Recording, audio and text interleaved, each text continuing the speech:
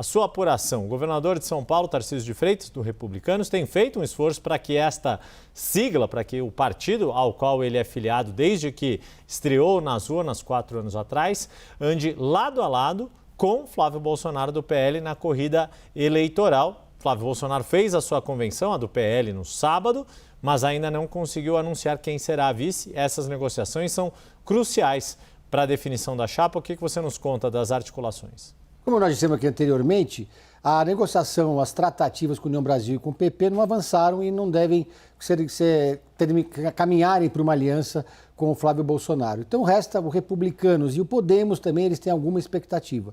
No caso do Republicanos, quem foi escalado para tentar reforçar essa ofensiva junto ao presidente da sigla, Marcos Pereira, foi o próprio governador Tarcísio, que é o principal quadro da legenda no Brasil, apontado como potencial candidato à presidência da República em 2030, por pouco não foi o candidato a presidente agora, em 2026. Na saída do evento da convenção do Flávio Bolsonaro, o governador disse para alguns jornalistas que ele iria sim se envolver nessas negociações, iria fazer a sua parte para tentar trazer os republicanos para o palanque do Flávio Bolsonaro.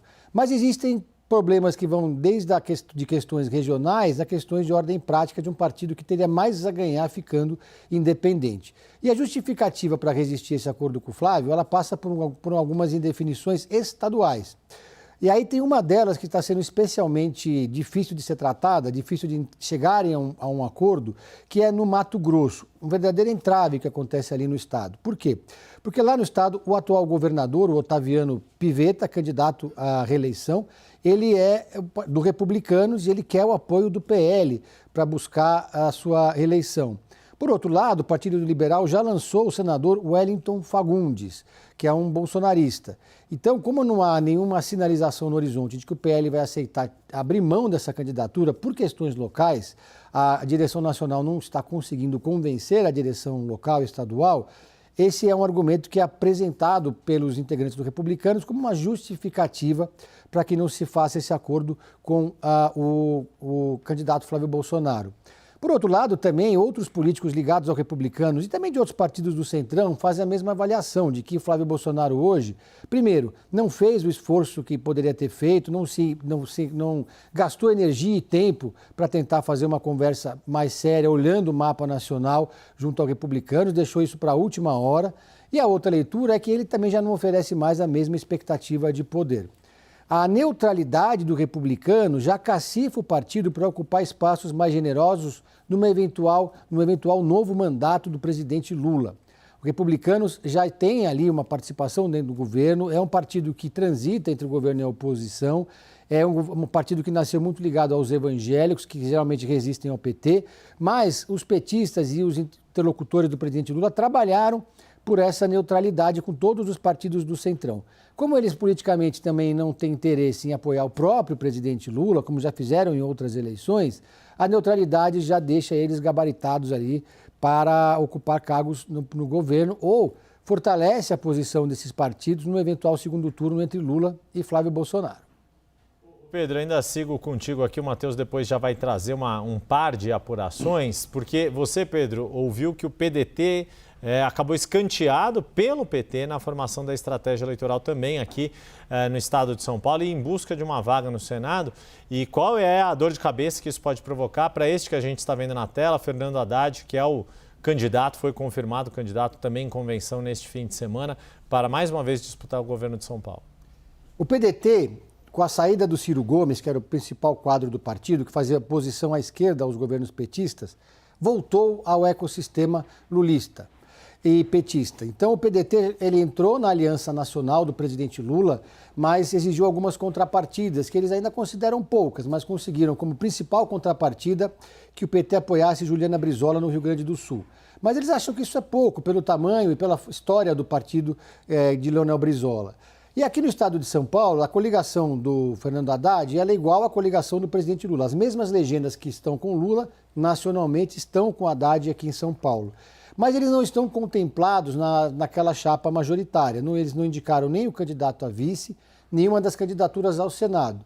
Portanto, o PDT reivindicou, junto a Fernando Haddad e aos dirigentes petistas, pelo menos uma vaga de suplente, ou na chapa de Marina Silva, ou na chapa de Simone Tebet. Houve uma disputa nos bastidores por essas suplências. Por quê? Porque tanto Simone Tebet como Marina Silva são vistas como lideranças que devem assumir ministérios importantes no eventual quarto mandato do presidente Lula. Portanto, os seus suplentes assumiriam essa vaga no Senado. São vagas que são bastante disputadas, portanto. No caso da Simone Tebet, houve uma disputa ali entre o PSB, também queria ocupar essa vaga, porque o PSB vê a Simone como uma indicação pessoal do presidente Lula e não partidária, ela é filiada ao PSB. Também houve uma disputa de outras, o PCdoB também reivindicou essa vaga, que também está nessa coligação, mas o PT foi muito incisivo e pesou muito a palavra final de Fernando Haddad, que indicou Laio Moraes, um aliado histórico, que é um auxiliar importante, uma figura-chave nas campanhas que Fernando Haddad participa e na atuação dele no governo, e fechou-se então Laio Moraes como primeiro suplente ali de Fernando Haddad. No caso da Marina Silva, eles, em vez de contemplarem o PDT, eles contemplaram o PSOL. A Marina é da Rede, que é federada com o PSOL. Então, nessa convergência política dentro da federação, o indicado foi Djalma Neri, que passa a ser, então, o suplente de Marina Silva. O PDT, então, ficou a ver navios aqui no estado de São Paulo. E nas conversas políticas, o presidente da sigla, Carlos Lupe, tem mostrado, segundo me disseram, bastante irritação com esse cenário. Os pedetistas daqui de São Paulo, alguns, pelo que eu sei, já vêm defendendo até a tese de que eles apoiem sim ali o Fernando Haddad para governador, mas lancem uma chapa própria para senador. O PDT chegou a ventilar até a possibilidade de lançar uma candidatura própria para governador, o que acabou não acontecendo. O PDT queria emplacar o Antônio Neto, sindicalista aqui do estado de São Paulo, um militante histórico do sindicalismo aqui do estado, para essa vaga de suplente, o que acabou não acontecendo.